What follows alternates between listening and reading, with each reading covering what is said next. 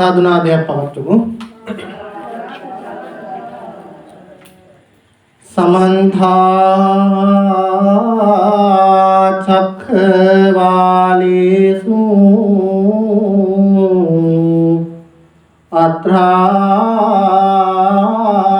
ගච්ඡන්තු දේවතා සද්ධම්මං මුනි රාජස් සුනන්තු සග්ග මොක්ඛදං ධම්ම ශ්‍රවණ කාලෝ අයං බදන්තා ධම්ම ශ්‍රවණ කාලෝ අයං බදන්තා ධම්ම ශ්‍රවණ කාලෝ අයං බදන්තා නමෝ තස්ස භගවතු අරහතු සම්මා සම්බුද්දස්ස නමෝ තස්ස භගවතු අරහතු සම්මා සම්බුද්දස්ස නමෝ තස්ස භගවතු අරහතු සම්මා සම්බුද්දස්ස ඉදනන්දති පෙච්චනන්දති කත පුඤ්ඤෝ භයත් නන්දති පුඤ්ඤං මේ කතං තිනන්දති වියෝ නන්දති සුග්ගතින් ගතෝති නමස්කාර වේවා බුදුරුවනට සමදා මම බුදු සරණ යමි නමස්කාර වේවා දමුරුවනට සමදා සදහම් සරණ යමි නමස්කාර වේවා සංඝරුවනට සමදා මම සංඝ සරණ යමි නමස්කාර වේවා තුනුරුවනට සමදා තිසරණ සරණ යමි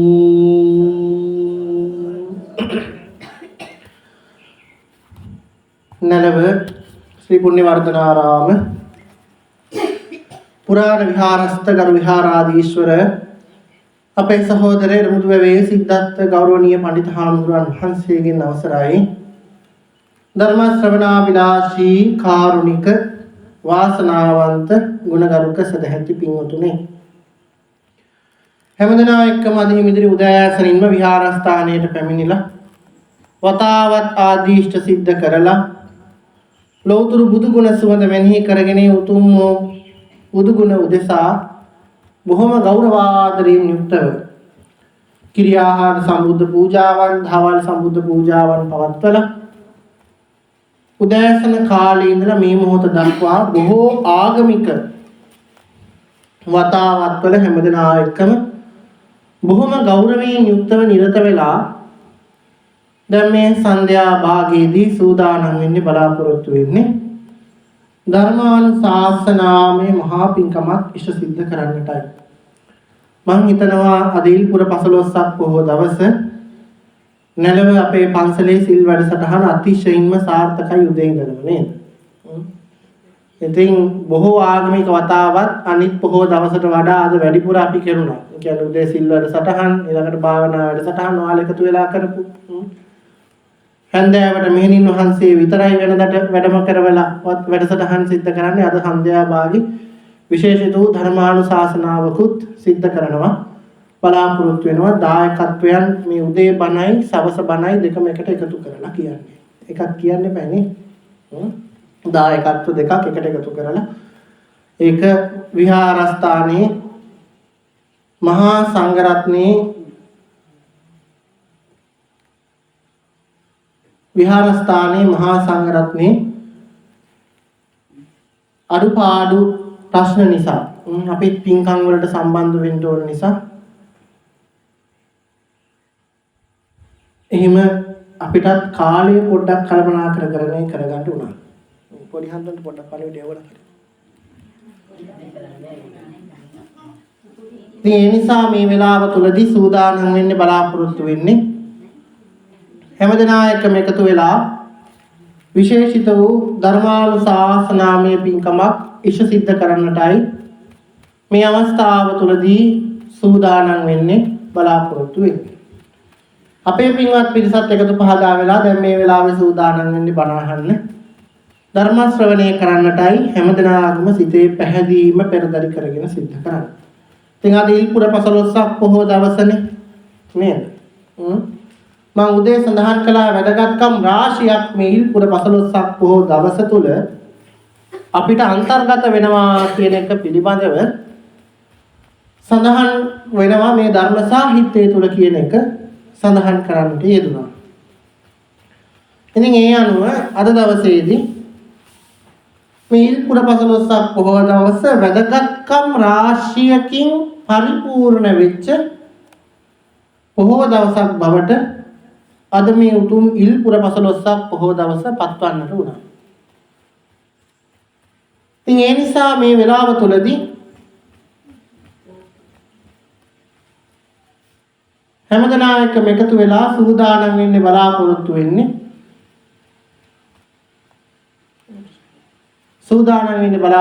මේ උතුම් ධර්මානුශාසනාව ශ්‍රවණය කරන්න.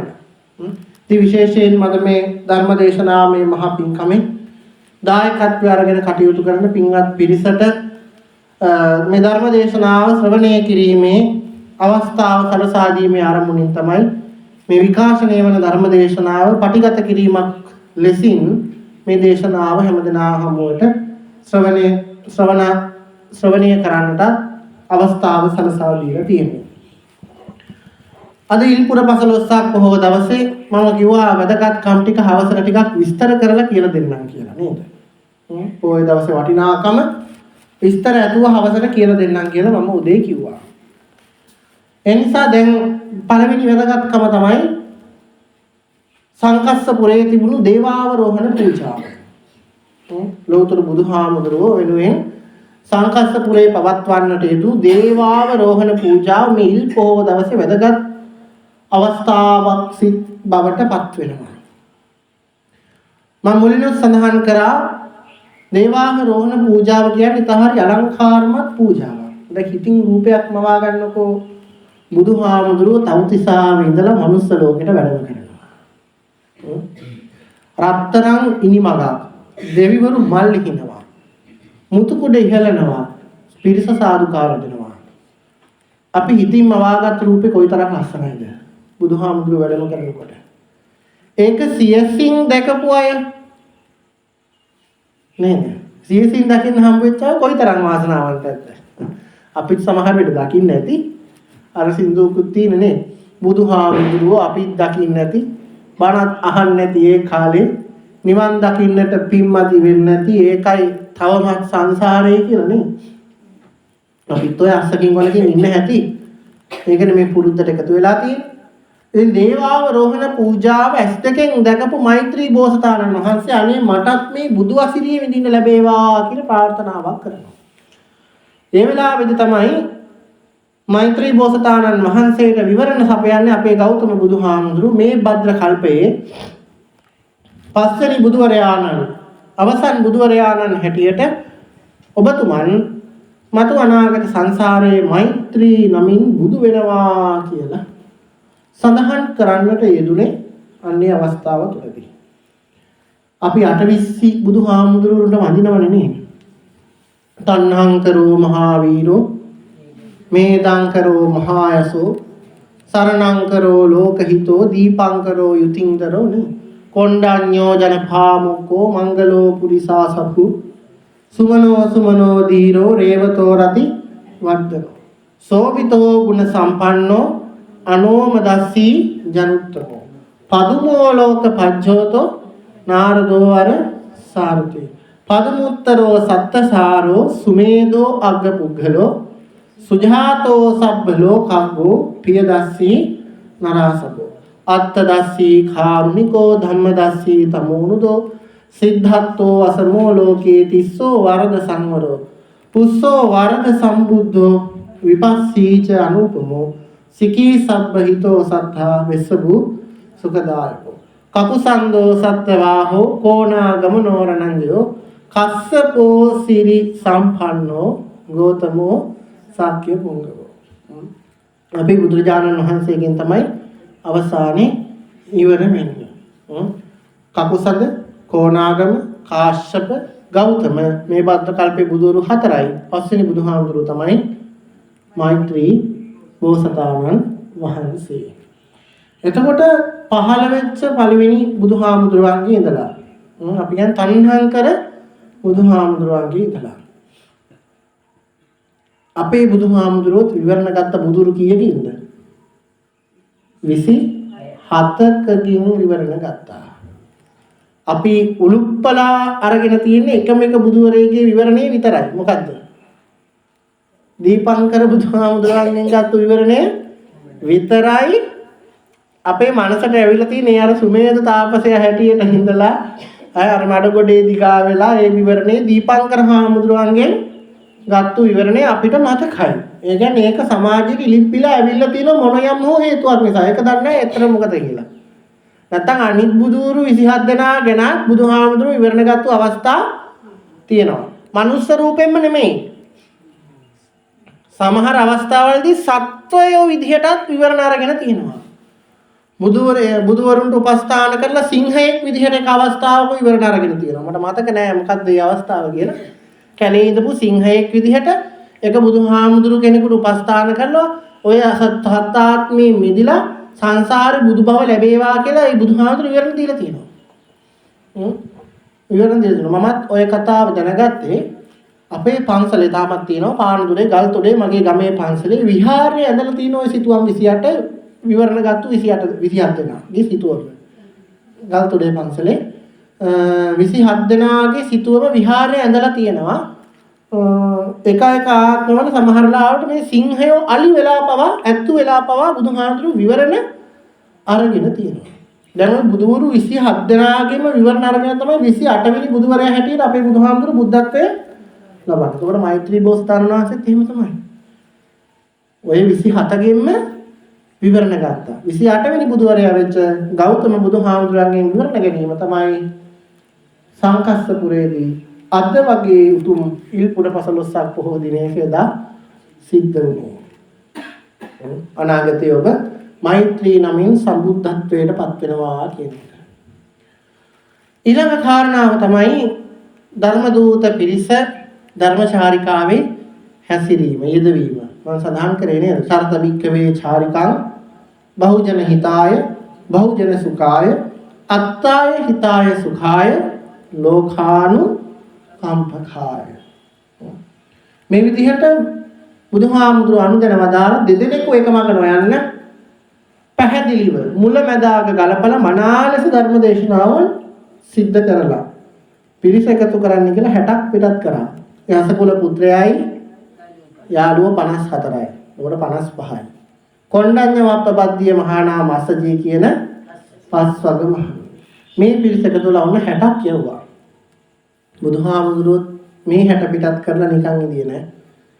උන්වහන්සේත් මම මේ ඉල් පොහොය වෙනුවෙන් ඉල්පුර 15ක් පොහෝ දිනිය වෙනුවෙන් මම මගේ ශාසනයට පිරිස එකතු කර ගන්නවා කියන තේමාවෙන්ම උන්වහන්සේ වැඩම කරනවා කොහෙටද?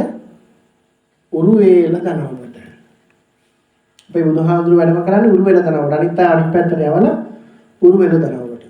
උරුවේල දනවුවේ ඉන්නවා ජටිල බ්‍රාහ්මණයෝ 3 දෙනෙක්. උරුවේල කාශ්‍යප, නදී කාශ්‍යප, ගයා කාශ්‍යප. උරුවේල කාශ්‍යපට ඉඳියා 500ක් පිරිස ශ්‍රාවකයෝ. නදී කාශ්‍යපට ඉඳියා 300ක් පිරිස ශ්‍රාවකයෝ. ගයා කාශ්‍යපට ඉඳියා 200ක් පිරිස ඔක්කොම 1000යි. දැන් මේ 1000ම හොයාගෙන තමයි බුදුහාමුදුරුවෝ වැඩම කරන්නට යෙදුනේ. වැඩම කරේ නිකන් නෙමෙයි දමනය කර හෝ අපි කියන්නේ තුම්බෑ ගැටළු දමනය කියලා කියන්නේ. දමනය කර හෝ මොවුන්ව ශාසනයෙන් නතු කර ගන්නවා කියන චේතනාවෙන් තමයි උන්වහන්සේ වැඩම කරන්නේ. එහෙම හේතුව තමයි පෙර පින තිබුණු නිසා. නැත්තම් නිකන් එහෙම වඩම්මන්නේ නේ. බුදුහාමුදුරුවෝ ඔවුන්ට පෙර පින තිබුණා. බුදුහාමුදුරුවෝ උරුවෙල දනවට වැඩම කරලා ඒ උරුවෙල භාක්මණය හම්බ වෙලා කියනවානේ මට අතරයට පොඩ්ඩක් නතර වෙන්න ඉඩ දෙන්න බැරිද කියලා. ඒ උරුවෙල භාක්මණයට මේ ශ්‍රමණයාගේ වෙනසක් තිබිච්ච හින්දා බෑ කියනවා. බෑ කිව්වහම බලෙන් හරි අනේ කොහොම හරි මට ඉන්න තැනක් දෙන්න අර ගිනිහල්ගේ ඇතුළ හරි මට දෙන්නයි කියනවා. ගිනිහල්ගේ කියන්නේ කුස්සිය. කුස්සිය ඇතුළේ හරි මං ඉන්නම් කියනවා. ගිනිහල්ගේ ඉන්නවා ලොකු නාගේ. ඒ නාගේ ගිනිහල්ගෙට ඇතුල් වෙන අඳුරන්නේ නැති ඕන කෙනෙකුව දෂ්ට කරලා මරණයට පත් කරනවා. කැමති නම් ඕන් ගිනිහල්ගේ තියනවා ගිහිල්ලා ඉන්න පුළුවන්. බුදුහාමුදුරුවෝ කියනවා නාගයාට මම බය නැහැ මම නාගයත් එක්ක ඉන්නවා. බුදුහාමුදුරුවෝ ඇතුළට වැඩම කරලා ටික වෙලාවක් ඉන්නකොට නාගයාට දැනෙනවා කවුරු හරි ආගන්තුකයෙක් ඇවිල්ලා. නාගයා මොකද කරන්නේ? ආගන්තුකයා අඳුනා ගන්න බැරුව සුවිශාල දුමාරයක් අර ගිනිහල්ගේ ඇතුලේ පිරෙන්නම පිට කරනවා. බුදුහාමුදුරුවෝ නිකන් ඉන්නේ නෑ. බුදුහාමුදුරුවෝ ලොකු දුමාරයක් කිසිම ගාණක් නැතුව සංසුන්ව පිට කරලා නිකන් ඉන්නවා. ඔය විදිහට නාගයා දුම් පිට කරනවා බුදුහාමුදුරුවෝ දුම් පිට කරනවා. එළිය බලන් ඉන්න කෙනෙකුට පේන්නේ ගිනිහල්ගේ ගිනි ගන්නවා වගේ. මහ ලොකු දුමාරයකින් ඇහිලා. බ්‍රාහ්මණයෝ ටික කල්පනා කරා කියන දේ අහන්න නැති අර ශ්‍රමණයා අද නම් අර නාගයාගෙන් මරුන් කන්න ඇති. දැන් මේ බ්‍රාහ්මණයෝ ටිකත් නාගයාට බය වෙනවා. ඒ නිසා කවුරුත් උතන ලං වෙන්නේ නැහැ. පහවදා උදේ වෙනකන් ඉඳියා මොකද උනේ කියලා ගිහිල්ලා බලන්න. මෙන්න යනකොට බුදුහාමුදුරුවෝ සමවත්සුවෙන් කිසිම දෙයක් නොවුණු ගානට ඊතා විවේකීව වැඩ ඉන්නවා. උරුවෙල කාශ්‍යපට හරි පුදුමයි. උරුවෙල කාශ්‍යප ගිහිල්ලා අහනවා නාගයාගෙන් ඔබට කරදරයක් වුණේ නැද්ද? ඊට පස්සේ කියනවා මෙන්න ඔබ කර්මයට කරදර කරනවායි කියපු නාගයා මෙන්න ඉන්නවා කියලා බුදුහාමුදුරුවෝ පාත්‍රයේ පිටින් උරුවෙල කාශ්‍යපගේ අතේ තියෙනවා. බුදුහාමුදුරුවෝ නාගයාව දමනය කරලා පාත්‍රයේ ඇතුලේ දරන්නේ ගස්සවලා උරුවෙල කාශ්‍යපගේ අතට දුන්නා. උරුවෙල කාශ්‍යප හිටන් ඉඳි එයා රහත් කියලා. රහත් කියන වචනේ ඒ දවස්වල තිබුණා. ඊට කියනවා මම නම් රහත් කෙනෙක්. ඒ නිසා තමයි නාගයා මට බය නැත්තේ. නමුත් ඔබ වහන්සේට මොකක් හෝ විද්‍යාවක් ඇති නයි දමනය කරන. ඒ නිසා ඔබ වහන්සේව මම පිළිගන්න කැමති නෑ කියලා. ඉතින් ඔය වගේ ලොකු සංවාදයක් යනවා. ඔක ලොකු ලස්සන කතාවක්. ඔය අතරතුරේදී උරුවෙල කාශ්‍යප ශ්‍රාවකයෝ ටිකත් එක්ක ගිනි පූජා යාලගේ කොහොමද තියෙනවනේ බ්‍රාහ්මණාගමේ ගින්දර වලින් ඔය දෙවිවරු පූජා කරන සංකල්පයක් වලක් දැකලා තියෙ ඉන්දියාවේ එහෙම පූජාවන් තියෙනකොට ඔය ලොකු දර වලින් ලිප් බැඳලා පෝර්ණ වගේ ඒවා. ඔය ලිප වටේට වාඩි වෙලා හැන්දි අරගෙන හැන්දි වලින් ලිපට තෙල් වක් කර කර දෙවියන්ට යාතිකා කරනවා. ඔය ගින්දර නිවෙන්න දෙන්නේ නැහැ. බුදුහාමුදුරුවෝ මොකද කරේ? ලිපට දාන්න ඔය ගිනි ආසනයේ පත්තු කරන්න දර පලන්න හදනකොට බුදුහාමුදුරුවෝ අදිෂ්ඨාන කළා එක දර කෑල්ලක්වත් පැලෙන්න එපා කියලා. ශ්‍රාවකයෝ ටික හති දාගෙන දර පලනවා. එක දර කෑල්ලක්වත් පලා ගන්න බැන්න. ඔන්න ඔක්කොම ටිකත් එක්ක ඇවිල්ලා පස්සේ තමයි බුදුහාමුදුරුවෝ ඉස්සරහා වැඳ වැටිලා සමාව අරගෙන ඊට පස්සේ තමයි බුදුහාමුදුරුවෝන්ට මාර්ගය පෙන්වුවා. මොකද ඔවුන් මිත්‍යා දෘෂ්ටික වුණාට සිත දියුණු කරපු අය. මිත්‍යා දෘෂ්ටික ආගමක් හදපු විත්‍ය ඇත්ත. හැබැයි ඔවුන්ගේ සිත දියුණු කරලා තිබුණා වුන්. දැන් අපි අහගෙන අෂ්ට අභිඥා හිම දැන් ආලාර කාලාම උද්දකරාම පුත්ත කියන තවුසන් දෙදෙනාගෙන් අපේ බෝසතාණන් වහන්සේ ඉගෙන ගත්තා. අෂ්ට අභිඥා උපදවා ගත්තා. බ්‍රහ්මයන්ින් මැත්තේ බ්‍රහ්ම ලෝකයක උප්පත්තිය ලබන්නේ. නිකන් නෙමෙයි. යාලා විද්‍යා දෘෂ්ටික ආගමක් ඇදෙව්වට අර සිත දියුණු කිරීම යාලා විසින් සිද්ධ කරගෙන තිබුණා. ඒකනේ බුදුහාමුදුරුවෝ ආලාර කාලාම ළඟ ඉගෙනගෙන එතනින් එහාට තව තියනවා කියලා ආවේ. උද්දකරාම පොත දවසගාව ඉගෙනගෙන එතනින් එහාටත් තව තියෙනවා කිලාවයකනේ. ඔවුන්ට ඔවුන් ඉගෙනගත්තු දේවල් එක්ක මරණින් මත්තේ ඔවුන් බ්‍රහ්ම ලෝකයේ උපදින තරමට ඔවුන්ගේ සිත දියුණු වෙලා තිබුණා.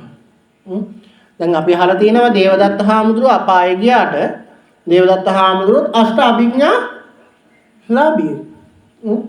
අජාසත් රජතුමා දමනය කරගත්තේ කොහොමද? නාග වේශයක් අරගෙන ওই නාග වේශයෙන් ඔඩොක්කුවට වැටිලා නේ.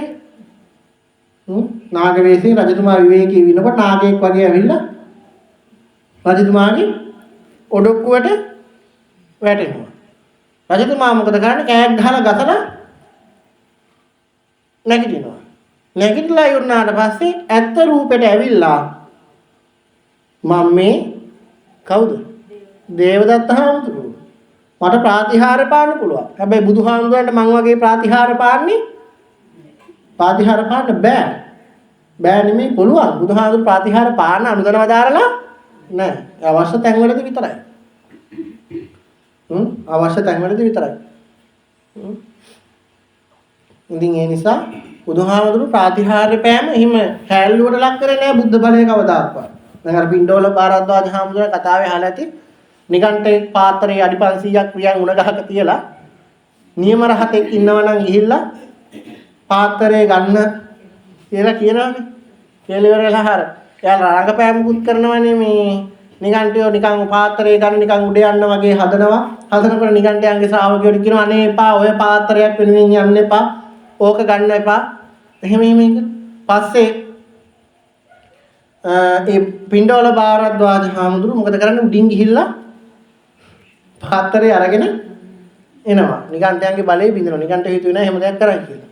අන්න ඒ වෙලාවෙ බුදුහාමුදුරුවෝ අනුදැනව දාරන්නේ ප්‍රාතිහාරය කියන එක එක්කෙනාට පේන්න පාලා හැල්ලුවට පත් වෙන්න එපා. ඒක අවශ්‍ය දෙයක් නෙමෙයි. මෝඩියෝන්ගේ දේවල් වලට කොහොමත්ම සම්බන්ධ වෙන්න එපා කියලා. ඒ නිසා අෂ්ට අභිඥා උපදවාගත්තු පිරිසක් නියුල් වෙලා කාස්සකුණා. ඒ නිසා තමයි බුදුහාමුදුරුවෝ දෙන්න වැඩම කළේ. වැඩම කළා බණ කිව්වේ. යාලට යම්කිසි අර්ථාර්ථක අවබෝධයක් තිබුණා.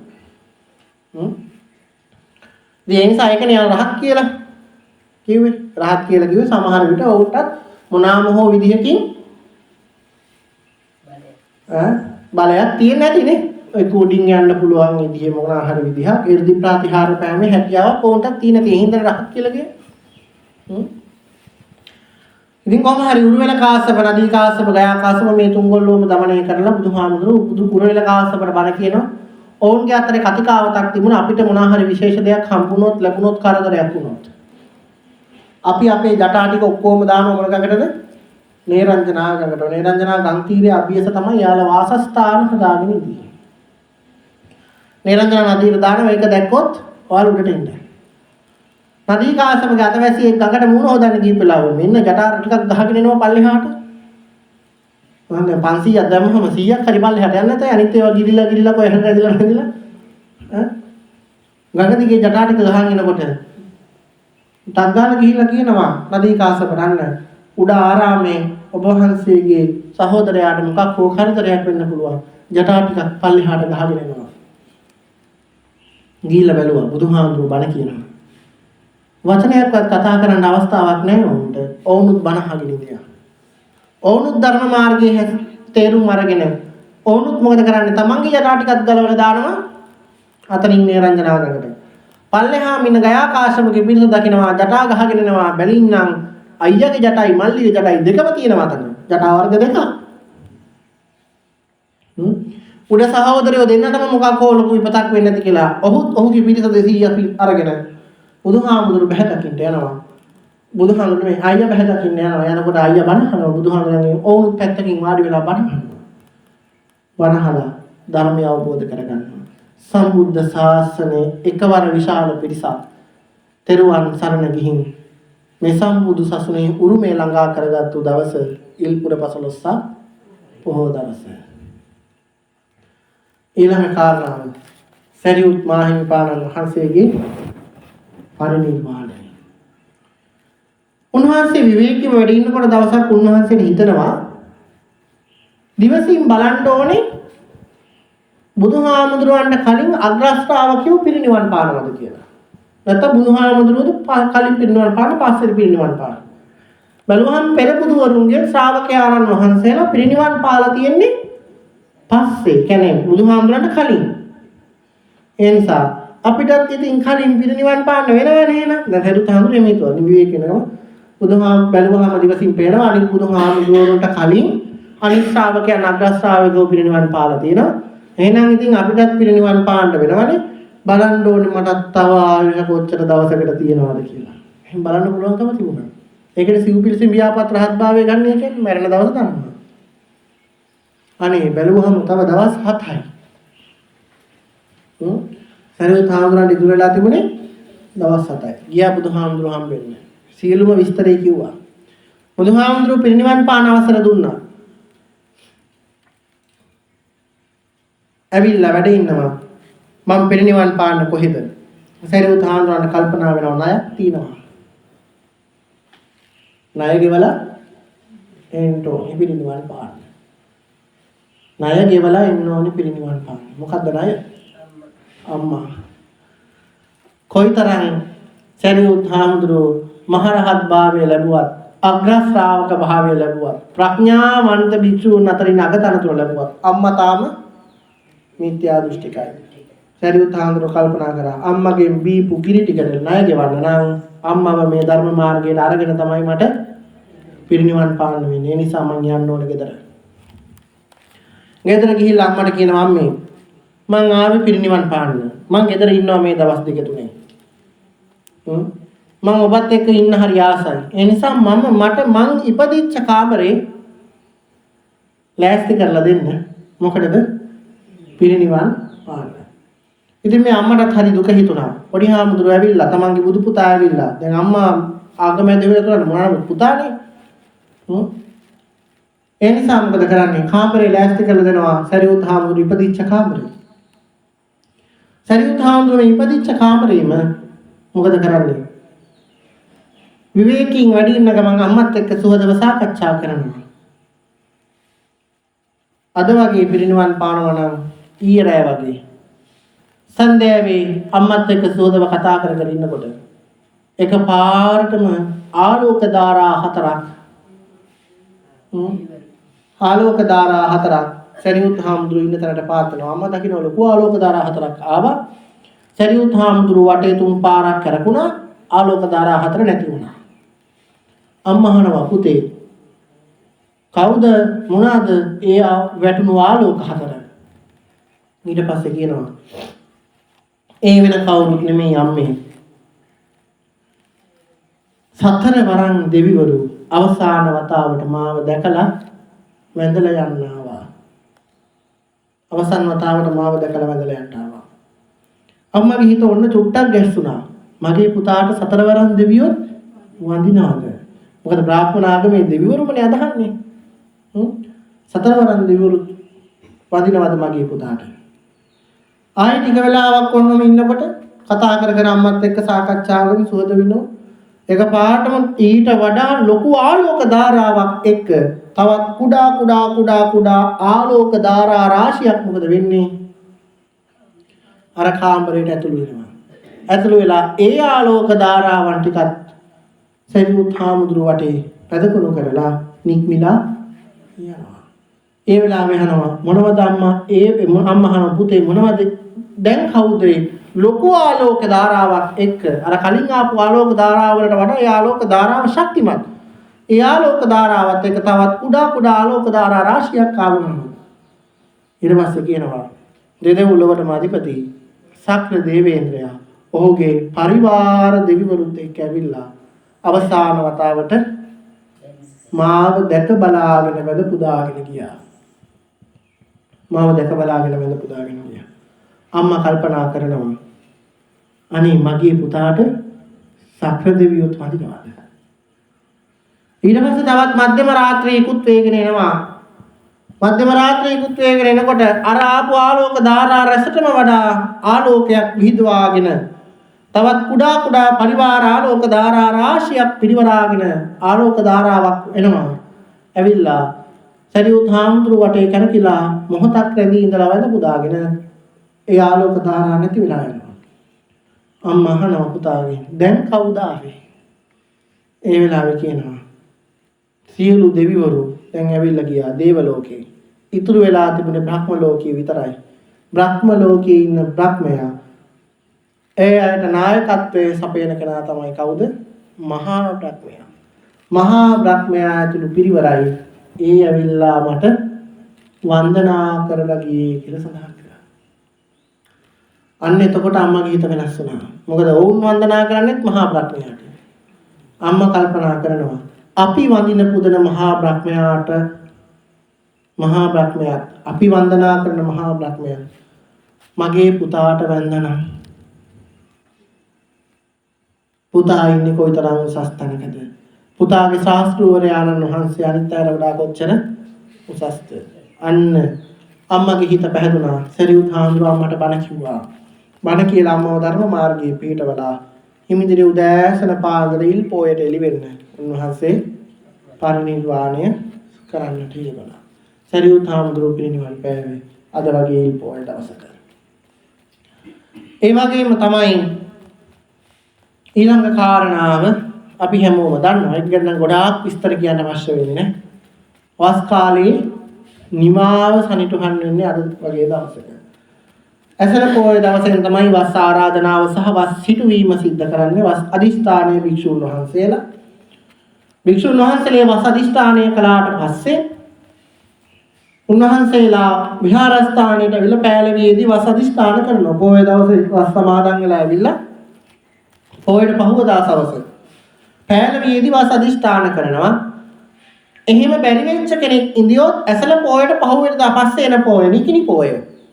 නිකිණි පොය දවසේ වස් සමාදන් වීම සිද්ධ කරනවා. එහෙම වස් නිකිණි පොයට වස් සමාදන් වෙච්ච භික්ෂුන් වහන්සේලාට වස් පවාරණය කරන්න වෙන්නේ ඉල්පුර පසළොස්වක පොය දවසට.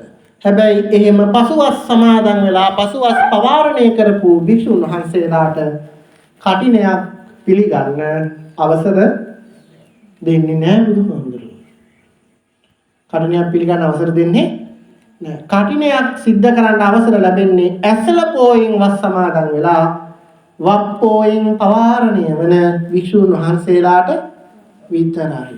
ඒකත් බුද්ධ නියමයේ බලනවා. ඒ නිසා අපේ පන්සලෙත් අපි ලස්සන කටින පින්කමක් සිද්ධ කළා. දැන් ඔය කටින පින්කම් කාලේ අදින් ඉවරයි. ඔන්න අද තමයි අපේ අන්තිම කටින පින්කම වල්පොළ පන්සලේ මම දවල් කියලා ගියේ නේ. කටිනකට යනවා කියලා. වල්පොළ විහාරස්ථානයේ මේ රමුක්කන සීමාවේ අන්තිම කටින පින්කම. වල්පොළේ පන්සල තමයි සීමා මාලකය අපේ. පොයගේ තියෙන්නේ වල්පොළ පන්සලේ. අපි හැමෝම පොය කරන්න එකතු වෙන්නේ වල්පොළ පන්සලට.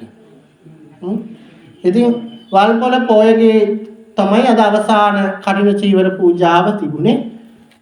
සාමාන්‍ය සම්ප්‍රදායට යාල හැම අවුරුද්දෙම පොයට තමයි ගන්න. ඒ නිසා අද දහවල් කාලේ මොන්නේ කටින පින්කමට සම්බන්ධ වුණා. දැන් මේ පන්සල් වල අද රෑ 12ට කලින් කට්නේ අතුරල කප් බින්දුව තියලා චීවරය කඩින චීවරය බවට පත් කරලා නිමා වුණාට පස්සේ අද මධ්‍යම රාත්‍රී 12න් පස්සේ කටිනය ගැන නැවත කතා කිරීම තහනම් බුද්ධ නීතිය අනුව ඊළඟ අවුරුද්දේ වප්පෝයෙන් පස්සේ ඇසළ පොයට කරන වස් ආරාධනාව විතරයි. ඇසළ පොයට කරන්නේ වස් ආරාධනාව විතරයි. වස්තුම් මාසයේ ගෙවිලා නිම වෙලා අපි කියන්නේ චීවර මාසය කියලා.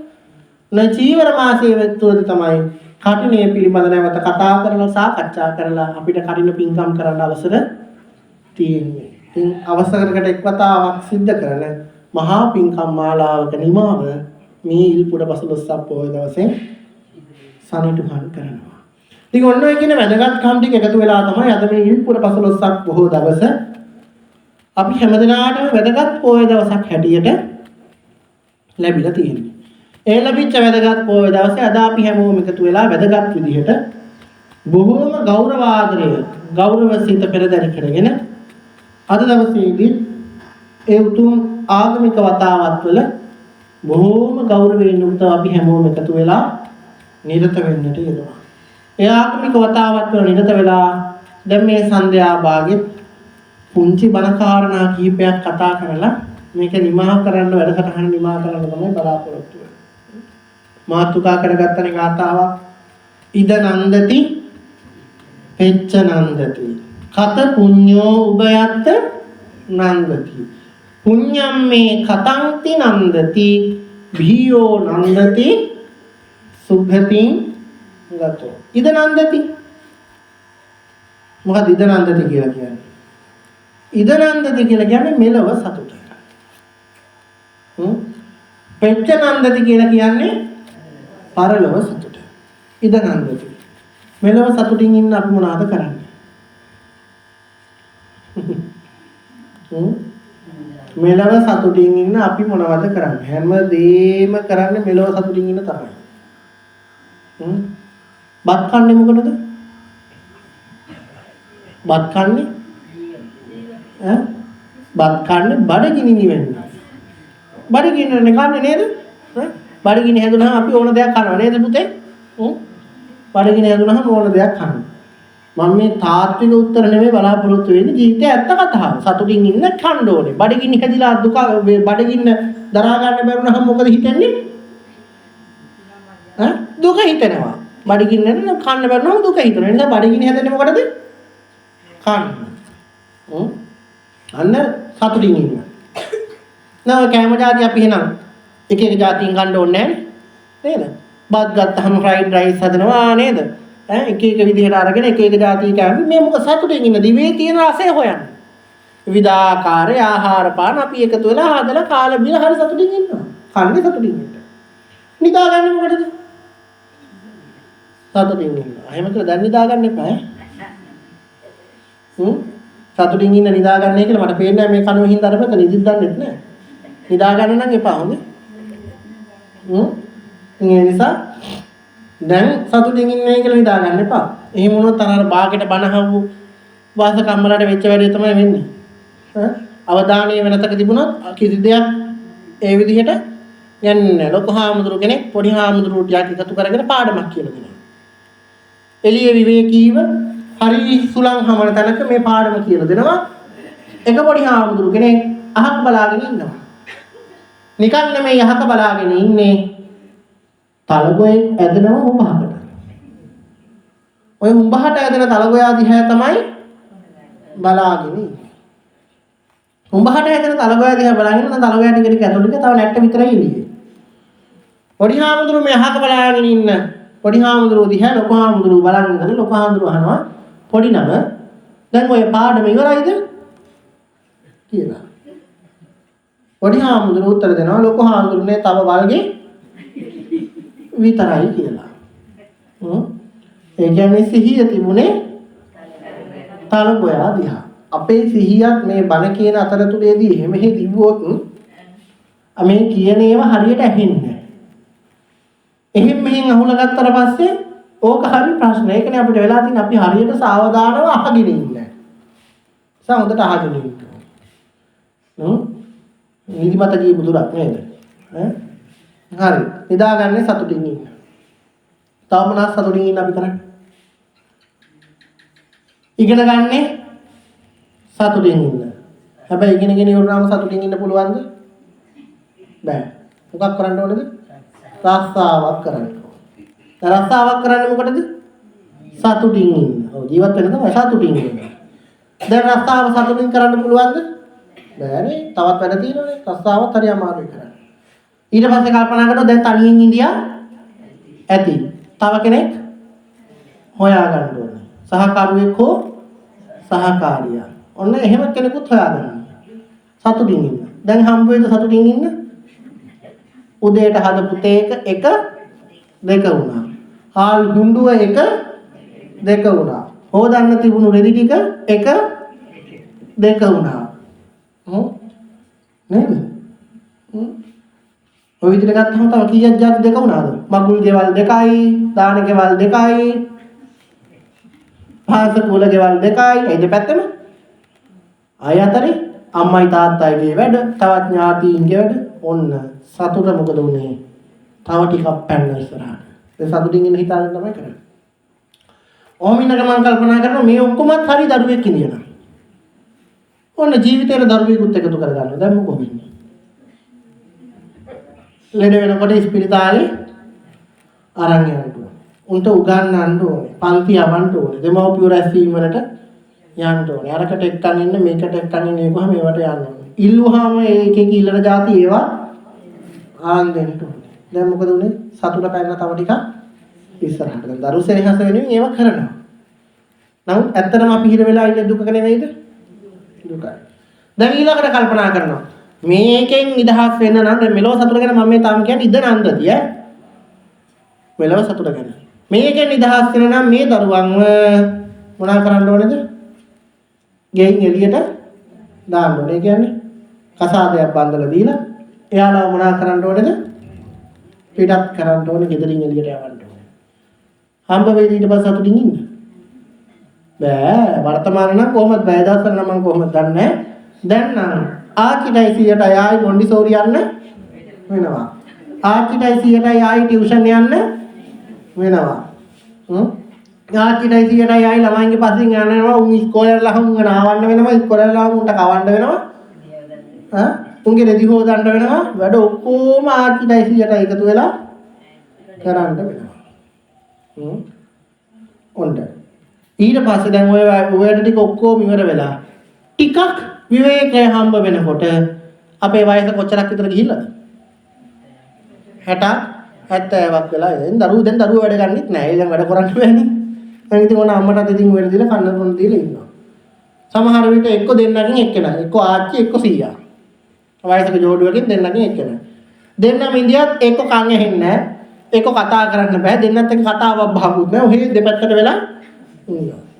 දැන් හැන්දෑවට ඉර බැහැලා යනකොට සීතලට එහෙම හන්දිපත් අමාරු හැදෙනවනේ. එතකොට මොකද කරන්නේ? හැන්දෑවට පිල් කඩ උඩින් හරි ගෙදර ඉස්සරහා තියෙන බංකුවක් හරි පුටුවක් හරි තියාගෙන ඕක උඩින් හරි වාඩි වෙලා අර හැන්දෑවට උලන තෙල් කුප්පියක් අරගෙන ඕකත් මේ දණීස් වලයි වැලමිටි වලයි උල උලා කල්පනා කරනවා. දැන් නම් සතුටින් ඉන්න නම් මොනවා දෙන්න ඕනද? මැරිලවත් නියාන්ට ඔන්න ඉද නන්දති ඉවර වෙන තැන. මෙලව සතුට ඉවර වෙන තැන. මම මේ ඇත්තද බොරුද කියන්නේ කියලා ඔබට වැටහෙනවා ඇති. මම එතනින් එහාට මුකුත් කියන්නේ නැහැ.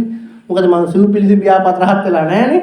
මේ නිසා ඔන්න හැමෝටම පොදුවේ මම කිව්වා. මේ නිසා තම තමන් දැන් ඉන්න වට්ටම තම තමන් දන්නවා. දැන් හැන්දෑවට කල්පනා කරන්න යන්නේ මෙරිලා ගියා නම් සතුටින් ඉන්න පුළුවන්. දැන් තමයි පෙච්ච නන්දති ගැන හිතන්නේ. මොකද්ද? පරලොව සතුට. පරලොව ගිහිල්ලා සතුටින් ඉන්න පුළුවන් වෙයිද? බෑ. ඇයි? ඉන්නකම් හරියට පිනක් දහමක් කරගෙන නෑ ඔක්කොම බාගෙටනේ. ටච් ඉස් බාගෙට. දැන් සිල් ගන්නවා බාගෙට. බණ ටික ඇහුවා බාගෙට. දාන ටික දීලා තිනවා බාගෙට. නේද? දැන් සිල් ගන්න ආවිල්ලා සමහර එහෙම ඉන්නවා. දැන් මෙතන නම් ධර්මශාලාව නැහැ එහෙම. සමහර ශාලාවල සිල් ගන්නවා හොඳට වැළඳුවා. නිදි. ඒකත් බාගෙට. බණ ටික අහන්න ගිහිල්ලා ආමුදුරු පන්තිල් ටික දීලා සමන්තා චක්කවාලේ කියලා කාර්මික පින්වතුනේ කියලා පටන් ගන්නකොට නින්ද ගිහිල්ලා. කරන පින් ටික මොකද කරන්නේ? පරලොවට ගෙනියන්න ඉතුරු වෙන්නේ එච්චරයි. ඒකත් කරන්නේ බාගෙට. හැබැයි මෙලොවත් සතුටින් ඉන්න, පරලොවත් සතුටින් ඉන්න තමයි කල්පනාව. දැන් මෙලොව සතුටින් ඉන්න බැරි වුණා. දැන් පරලොව සතුටින් ඉන්න කල්පනාව. එහෙම කරා කියලා සතුටින් ඉන්න අපිට හම්බ වෙයිද? නෑ, හම්බ වෙන්නේ නෑ. එහෙනම් මොකද අපි කරන්න ඕනේ? ඉද නන්දති මෙලොවත් සතුටු වෙන්න නම්. පෙච්ච නන්දති පරලොවට ගිහිල්ලා පරලොවත් සතුටින් ඉන්න නම්. මොකද කරන්න ඕනේ? කත පුඤ්ඤෝ උභයත්ත නන්දති. නිවැරදි විදිහට මොනා කරන්න ඕනේද? හොඳට පින් දහම් කරන්න ඕනේ. නිවැරදි විදිහට පින් දහම් කරන්න ඕනේ. කත පුඤ්ඤෝ උභයත්ත නන්දති. අන්න හොඳට පින් දහම් කරන්න ඕනේ සතුටින් ඉන්න. මොකද අපිට ගෙනියන්න ඉතුරු වෙන්නේ අපි ඔය කරන ටික විතරයි. මොකද මේ ආත්ම භාවයේ කරපු කීප දේවල් ටික විතරයි අපි ඊළඟ ආත්ම භාවයට යනකොට අරගෙන යන්නේ නේ. සංසාර ගමන කියලා කියන්නේ ට්‍රිප් එකක් යනවා වගේනේ. එහෙමයි. ඔයාලා දන්න ලස්සන කවියක් තියෙනවා. අම්බලමේ පිනා පිනා වලං කදා යනා යනා ඒක බිඳපි ගොනා ඒකට මට hina ගියා. කතාවක් තියෙනවා. ඕ කතාව ඇතුලේ තියෙන අපේ ජීවිතේ. සංසාරික ජීවන ස්වභාවය තමයි ඔය කවිය ඇතුලේ තියෙන. ඕක දහම් ගැටයක්. හොඳේ. මොකද්ද ඕක? දහම් ගැටයක්. අපි පුංචි කාලේ කවියක් කියපම් පුතේ කිව්වහම හරි හැඩ දාලා ඕක කියනවා. හරි හැඩ දාලා කියනකොට ඕක තියෙන දහම් ගැටයක්. දහම් ගැට මාලාවේ එන හරි ලස්සන කවියක් තමයි අම්බලමේ පිනා කියලා කියනවා. මම දැන් මේ ගැටේ විසඳන්න හදන්නේ. අම්බලමේ පිනා. අම්බලම කියනවලු පිනා කියලා මිනිස්සෙක්. කවි සරලාර්ථ ගමු. අම්බලමේ පිනා අම්බලම කියනවා පිනා කියලා මිනිස්සෙක්. වලං කදක් එන. රස්සාව වලං විකුණන එක. දවසක් මේ වලං කද බින්දලු ගොනේ. ඒක බින්දපි ගොන. ඒකට මට අන්න දැන් තමන් හම්බ කරන් කන වලංකද බින්දහම කාටද බොල hina යන්නේ අනුනව මිස ඔන්න ඔතනින් තමයි අලලෝක ලියන්න ඕනේ. දැන් ඔයාලා මේ බොහෝම අමාරුවෙන් වගා කරනවනේ කුඹුරු පයින්ව හරකේ කිරි වැදී ඉන්නකොට තරහා යන්නේ නැද්ද? ඔයාලා මරන්න තරම් හිතෙන්නේ නැද්ද? නැසිල් පැත්තක තියන්නකෝ. හැමදාම සිල් ගන්නනේ. ඔයාලා මරන්න තරම් හිතෙන්නේ නැද්ද? හිතනවා. අයිතිකාරයා හොයාගෙන ගිහිල්ලා බනින්නේ නැද්ද?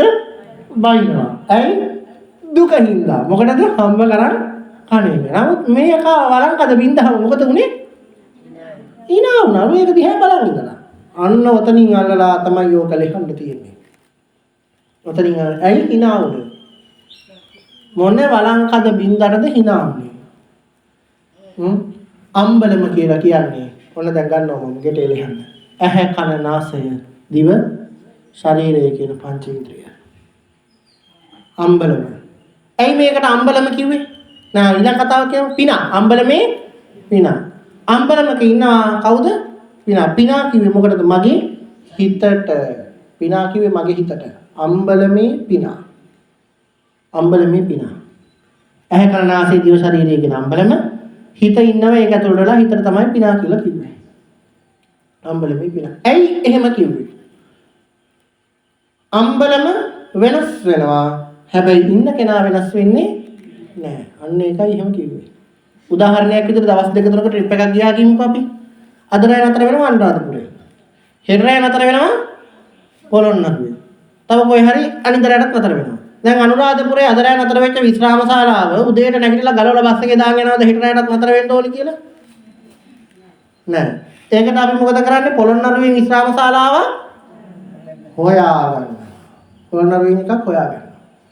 හැබැයි අනුරාධපුරේ විශ්‍රාම ශාලාව වගේද පොළොන්නරුවේ විශ්‍රාම ශාලාව වෙනස්ද? ඒ විදිහමද? වෙනස් නේ. වෙනස්. ඇයි? අරකේ තියෙන පහසුකම් මේකේ නැති වෙන්න පුළුවන්. මේකේ තියෙන පහසුකම් අරකේ නැති වෙන්න පුළුවන්. ඒක හදලා තියෙන විදිය මේක හදලා තියෙන විදිය ඉදිකිරීමේ අනුව ස්වභාවිකව ඒක වෙනස් ස්වරූපයක් තියෙනවා. දැන් උදාහරණයක් විදිහට මෙහි තියෙන ධර්මශාලාව වගේ නෙමෙයි කඩවිඩිය පන්සලේ තියෙන ධර්මශාලාව.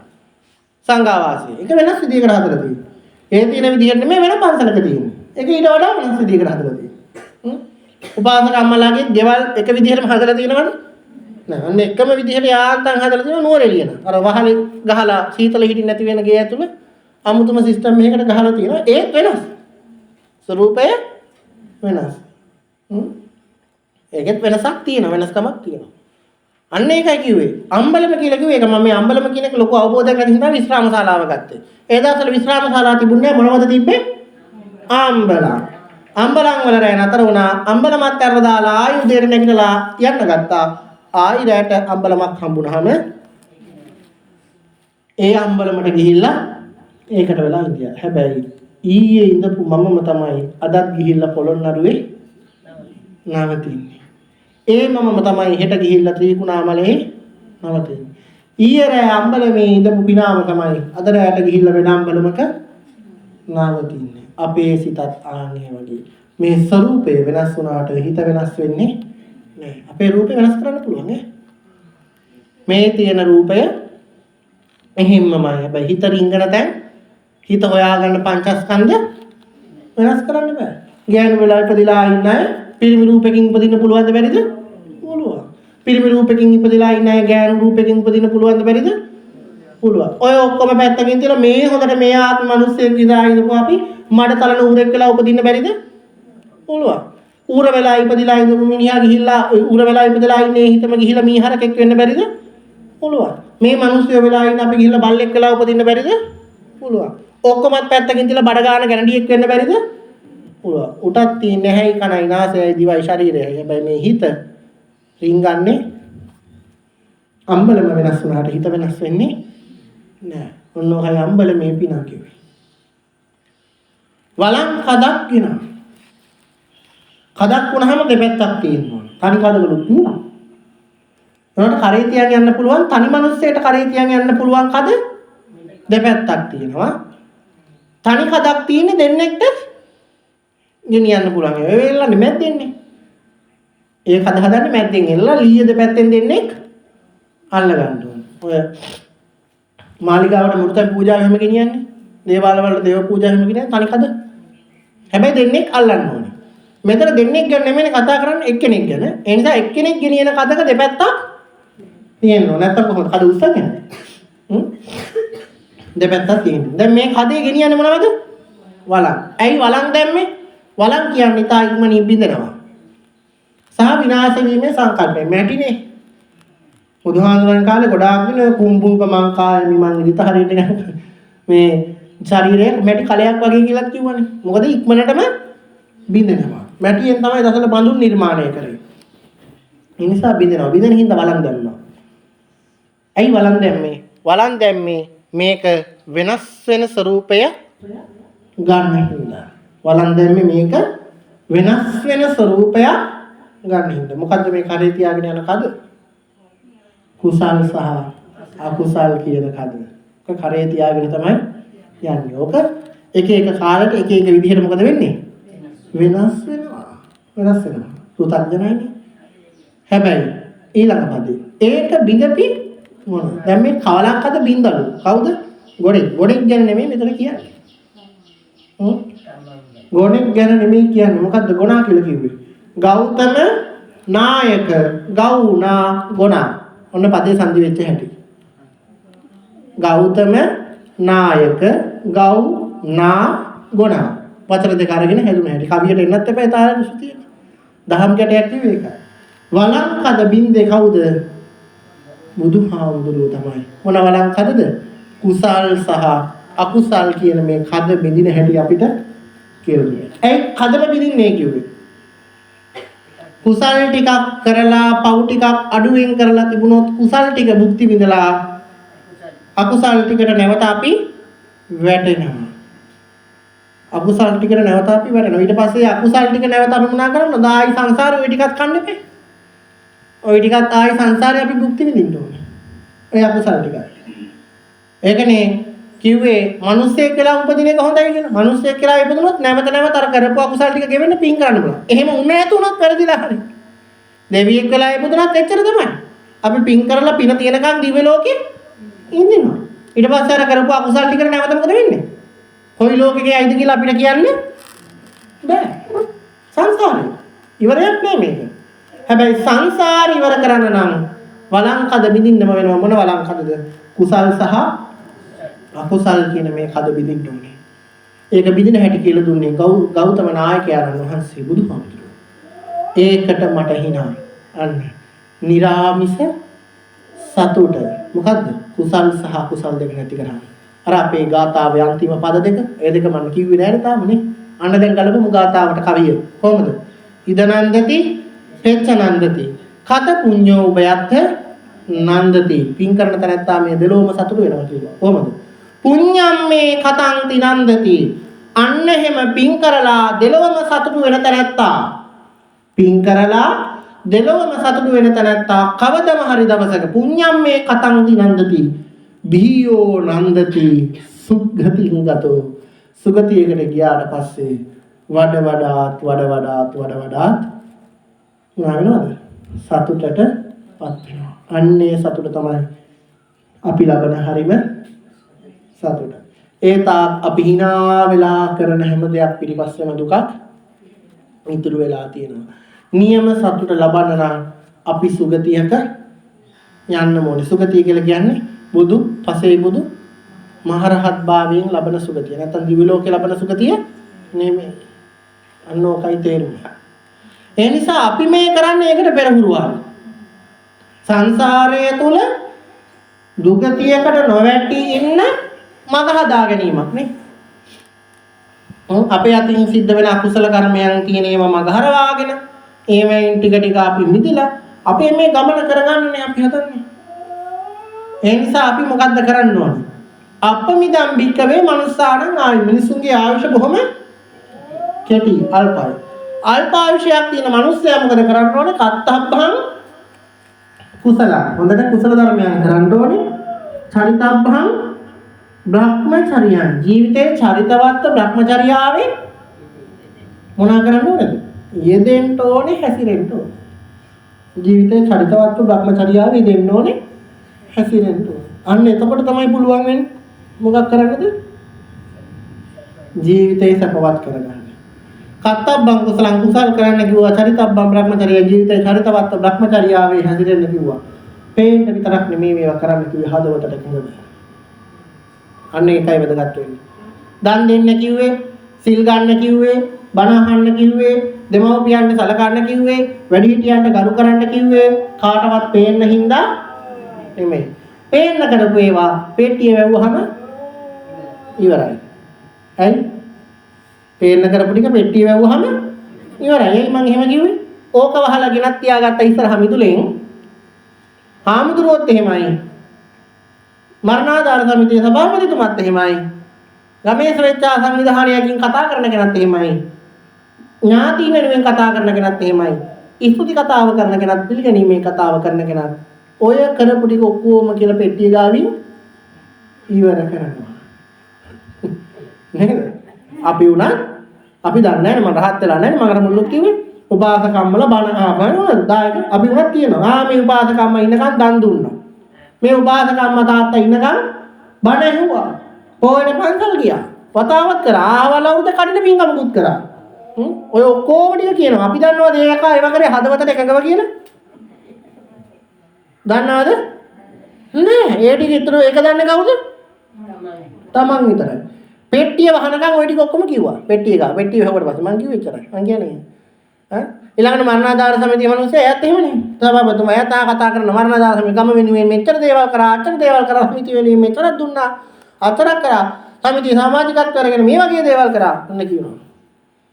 ඥාති හිත මිත්‍රාදී ටික අන්න කියනවා අනේ ඉන්නකන් අපිට සැලකුවා කන්න දුන්නා බොන්න දුන්නා hina වෙලා කතා කරා අපේ දානෙද බනද පිළිදද පාංශ කුලේට හැමදේටම ඇවිල්ලා තන ගත්තා.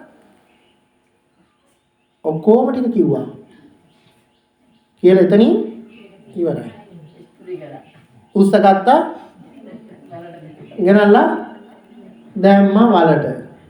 වලට දාලා පසුත් දාලා ඔය ටික ඔක්කොම හැරිලා ආයි ගෙදර එනවා. එතනින් එහාට යන්නේ කවුද? හදවතට එකඟව කරපු ටික එතනින් එහාට යන්න වෙනවා. හදවතට එකඟව යා කරලා තියෙන්නේ පව් නම් උඩින් විතරයි නම් පින් කරලා තියෙන්නේ. එයාට මුක්ති විඳින්න වෙන්නේ තනියමනේ කවුරුත් නැහැ. හදවතට එකඟව යා කරපු ටික විතරයි. ඒකයි චරිතබ්බම් බ්‍රහ්මචර්යය කිව්වේ. ඒක දන්නේ ඔයාලා. ඒක මම දන්නේ නැහැ. මම මේ දේවල් කරන්නේ මොන සිතුවිල්ලෙන්ද මොන චේතනාවෙන්ද කියන එක දන්නේ කවුද? ඒක කරන කෙනා. මොකද රහත් වෙලා නැහැ අර මං කිව්වාගේ. නේද? ඒක දන්නේ තමන් දන්නේ තමන් හදවතට කිව්වා තමයි මේ කරන කියන හැම දෙයක්ම සිද්ධ කරන්නේ කියලා. බොහොම ගෞරවයෙන්. ඒ නිසා අන්නේම හදවතට කරන ටික විතරයි කවදා හරි දවසක අපිට ගෙනියන්න මොනවා වෙන්නේ? ඉතුරු වෙන්නේ ඔය ටික විතරයි. ඉතින් ඒ නිසා මගේ පින්වතුනේ අපේ ජීවිතය තුල මේ කරන කියන කාරණා ටික හදවතට එකඟව කරොත් හදවතට එකඟව ජීවත් වෙන්න අපිට පුළුවන්කම ලැබුණොත් අපේ සංසාර ගමන සුවපත් කරගන්න පුළුවන් මහ වටිනා කියන තනක් බවට මේ මනුස්ස ජීවිතය ලැබුවා වූ මනුස්ස ජීවිතය අපිට පත් කරගන්න පුළුවන්කම ලැබෙනවා. ඉතින් ඒ නිසා අපේ ජීවිතයත් එවැනි සාර්ථක ජීවිතයක් බවට පත් කරගෙන ඉඩලද සෑම අවස්ථාවකදීම පුණ්‍ය ක්‍රියාවන් සිද්ධ කරගෙන ඒකෙන් ලැබෙන පිනෙන් අපේ ජීවිතය අපිට පෝෂණය කරගන්න පුළුවන් නම් ඒක අපිට ලැබෙන මහානීය වටිනාකම බවට පත් වෙනවා. විහියෝ නන්දති සුගතින් ගතෝ අපිට පුළුවන් වේවි සුගතියට ගිහිල්ලා වඩාත් සතුටු භාවයට පත් වෙන්න. ඒ නිසා මීට වඩා බල කියන්න බලාපොරොත්තු වෙන්නේ විශේෂයෙන්ම අද මේ උතුම් ධර්ම දේශනාවේ දායකත්වය අරගෙන කටයුතු කරනවා ඉතාලියේ සිටින ආදරණීය පුතණුවන් ගාමිණී ජයලත් සහ ලේලි අසංකා මනෝහාරි කියන මේ දෙදෙනා එකතු වෙලා ඉතාලි රාජ්‍යයේ ඉඳලා තමයි අද මේ ධර්මානුශාසනාවේ දායකත්වය අරගෙන කටයුතු කරන්නේ. ජීවත්ව සිටින ඒ ආදරණීය පුතණුවන්ගේ දෙමව්පියන් වන දොන් ධර්මසේන සහ මව චාලට් ජයන්ති යන දෙපළට සෙත් ප්‍රාර්ථනාවන් සිද්ධ කරන්න බලාපොරොත්තු වෙනවා. ඒ වගේම ලේලියගේ දෙමව්පියන් වන පියසේන වඩුගේ සහ මව සෝමාවතී මාන වඩුගේ ආදරණීය මියගිය දෙමව්පියන්ට පින්පෙත් අනුමෝදන් කිරීම අරමුණ වශයෙන් තබාගෙන මේ උතුම් ධර්ම දානමය පින්කම අද දවසේදී මේ පින්වත් පිරිස වෙනුවෙන් ඉෂ්ඨ කරන්න බලාපොරොත්තු වෙනවා. ඒ වගේම දායකත්වයේ කරන පීඩී කුසුමා ගුණවර්ධන මහත්මිය බලාපොරොත්තු වෙනවා කේ.ඩී. නලින් සංජීව පුතණුවන්ගේ ජන්මදිනය වෙනුවෙන් නොවැම්බර් මාස 3 වන දින පත්තියේදී තිබුණු ඒ ජන්මදිනය වෙනුවෙන් ආදරණීය පුතණුවන්ට ආශිර්වාදයන් සිද්ධ කරන්න. ඒ වගේම කේ.ඩී. සුබසිංහ ස්වාමි පුරුෂයා, ඒ වගේම කේ.ඩී. අමංගිරා මාමණ්ඩිය, ආර්.ඩී. සිංචනානන්ද අම්මා ඇතුළු මිය පරලොව ගිය සියලු දෙනාට පින්පෙත් අනුමෝදනාවන් සිද්ධ කරන්න. ඒ වගේම විදේශගත වී සිටින නලින් සංජීව, ඒ වගේම පැතුම් ප්‍රසන්න බණ්ඩාර කියන මේ අයට ආශිර්වාද කරන්න වගේම මෙම මාස උසස් පෙළ විභාගය සඳහා පෙනී සිටින සමෝදිකා හංසනී යන දරුවන්ට සහ සියලු දෙනාට ආශිර්වාද කරන්න කියලා. මේ අරමුණු පෙරදරි කරගෙනයි අද මේ උතුම් ධර්ම දේශනා මහා පින්කමේ දායකත්වය අරගෙන කටයුතු සිදු කරන්නට ඉදෙන්නේ. ඉතින් ඒ නිසා මේ වෙලාවට ජන්මදිනයේ සිල්පත් කරන මුදනවන්ට ආශිර්වාදයන් සිද්ධ කරනවා. ලැබුවා වූ මේ නව ජන්ම වර්ෂයේ නලින් සංජීව පුතණුවන් ගේ ජීවිතය ලැබුවා වූ මේ නව ජන්ම වර්ෂයේ කායික මානසික පීඩාවන් දුරු වන, කායික මානසික ශක්තිය ඇතිවන, කරන කියන සියලු වැඩ කටයුතු සර්ව ප්‍රකාරයෙන්ම සාර්ථකත්වයට පත්වන ඉදුක් නිරෝගී සුවම සුබ උපන්දිනයක්ම වේවා කියලා සාදු කියලා ආශිර්වාද කරනවා. නම් සඳහන් කළ මේ පරිලෝකීය සියලු දෙනා මේ පින් අනුමෝදන් වේවා. පින් අනුමෝදන්ව දුකකනම් දුකින්වත් මිදේවා, සැපේකනම් මේ සැප තව තවත් වඩා වර්ධනය කරගනිත්වා, උතුම් නිවනින් සැනසීම උදා කරගනිත්වා කියලා සාදු කියලා පින් දෙමු. ඒ වගේම මේ විදේශගතව සිටින නලින් සංජීව, පැතුම් ප්‍රසන්න බණ්ඩාර ඇතුළු මේ විභාග සඳහා මේ සිල් සමාධිකා හංසනී දියණිය ඇතුළු ඒ සියලු දෙනාටවත් ඒ කටයුතු සර්ව ප්‍රකාරයෙන් සාර්ථකත්වයට පත් කරගන්න ශක්තිය, ධෛර්ය, වාසනාව, ආශිර්වාදීම වේවා කියලා සෙත් ප්‍රාර්ථනාවන් සිද්ධ කරනවා. ඒ වගේම ඒ ඉතාලියේ පදිංචිව කටයුතු කරන්නට යෙදෙන ගාමිණී ජයලත් සහ ලේලි අසංකා මනෝහාරි මේ දෙපළට ආශිර්වාදයන් සිද්ධ කරනවා. කරන කින සිල් වල කටයුතු සර්ව ප්‍රකාරයෙන් සාර්ථක වේවා. නිදුක් නිරෝගී භාවයේ ජීවනයේ සත සාන්තිය, යහපත, විඝාසිත සම්පත්තිය මුදා වේවා කියලා ප්‍රාර්ථනා කරනවා. එමිය පරිලෝකයන්ට යන දොන් ධර්මසේන සහ මව චාලට් ජයන්ති යන දෙපළට, ඒ වගේම පියසේන වඩුගේ සහ සෝමාවතී මාන වඩුගේ කියන දෙමව්පියන් ඇතුළු ඒ මිය පරිලෝකීය සියලු ඥාතීන්ට, ඒ වගේම කේ.ඩී. සුබසිංහ ස්වාමි පුරුෂයා, අමංගිරා මාමණ්ඩිය ඇතුළු සිංචනානන්ද අම්මා ඇතුළු මිය පරිලෝකීය සියලු ඥාතීන්ට මේ පින් අනුමෝදන් වේවා. දුකකනම් දුකින්වත් මිදේවා, සැපේකනම් මේ සැප තව තවත් වඩා වර්ධනය කරගනිත්වා, උතුම් නිවනින් සැනසීම උදා කරගනිත්වා කියලා සාදු කියලා අපි ප්‍රාර්ථනාවන් සිද්ධ කරමු. එහිම ප්‍රාර්ථනා ආශිර්වාදයන් සිද්ධ කරන ගමන් ධර්ම දේශනාව සඳහා දායකත්වයේ ධර්මින් කටයුතු කරන්නට යෙදුණු ඒ ඉතාලියේ පදිංචි ගාමිණී ජයලත් සහ අසංකා මනෝහාරි යන දෙපළට, ඒ වගේම බීඩී කුසුමා ගුණවර්ධන මෞතුමිය ප්‍රධාන ඒ සෑම සිළු දෙනාටම අද දවසේදී මේ උපාස සිල් සමාදන් වුණා වූ උපාසක උපාසිකා සෑම සිළු දෙනාටම ධර්ම ශ්‍රවණය කළ ඔබ සෑම සිළු දෙනාටම මේ පින් එකසේ අත්පත් වේවා. නිදුක් නිරෝගී භාවයේ චිර ජීවනය, සත සාන්තිය, යහපත, දිඝාසිත සම්පත්තිය මුදා වේවා. දුක් කරදර බාධක පීඩාවන් දුරින්ම දුර වේවා. කරන කෙන සිළු වැඩ කටයුතු සර්ව ප්‍රකාරයෙන් සාර්ථක වේවා. මෙලොව වශයෙන් සැනසීම ලැබේවා පරලොව වශයෙන් සැනසීම ගැන දේවා බලාපොරොත්තු වුණු නිර්වාණ අවබෝධය පිණිසම සිද්ධ කරන්ට දුරු මේ ධර්ම දානමය පින්කම එකසෙන් හේතු ආසනාම වේවා කියලා සාදු කියලා ප්‍රාර්ථනා කරගෙන අපි දෙවියන්ටත් මේ පරිලෝකීය ඥාතීන්ටත් පින්පෙත් අනුමෝදන් කරමු. ආකාසට්ඨා ච බුම්මට්ඨා දේවානාගා පුඤ්ඤන්තං අනුමෝදිत्वा චිරං රක්ඛන්තු ලෝක සාසනං. ආකාසට්ඨා ච බුම්මට්ඨා දේවානාගා පුඤ්ඤන්තං අනුමෝදිत्वा චිරං රක්ඛන්තු දේශනං. ආකාසට්ඨා ච බුම්මට්ඨා දේවානාගා මහිද්దికා පුඤ්ඤන්තං අනුමෝදිत्वा චිරං රක්ඛන්තු මං පරන්ති. ඉදම්මේ ඥාතිනං හෝතු සුඛිතා හොන්තු. ඉදම්මේ ඥාතිනං හෝතු සුඛිතා හොන්තු ඥාතයෝ. ඉදම්මේ ඥාතිනං හෝතු සුඛිතා හොන්තු ඥාතයෝ.